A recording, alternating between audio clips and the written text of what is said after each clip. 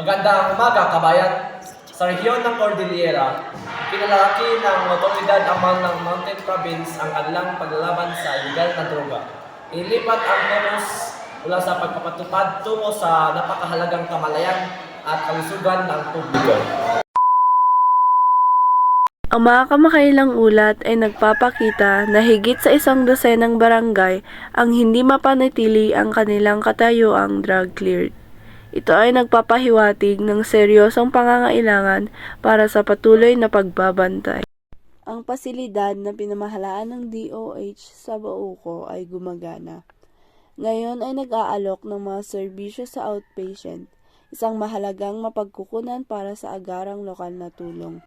Ang mga programa tulad ng Bida Campaign ng DILG ay nagpapakilos sa mga bayan upang tumuon sa pag-iwas at suporta ng mga kasamahan, lalo na sa mga kabataan, sa halip na maghintay lamang ng intervensyon ng pulisya.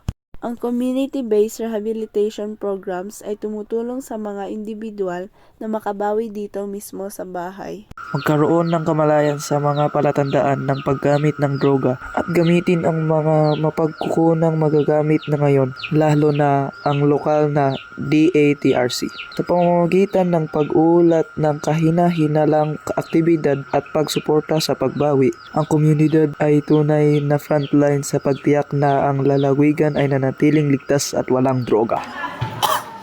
Binigay lang sa akin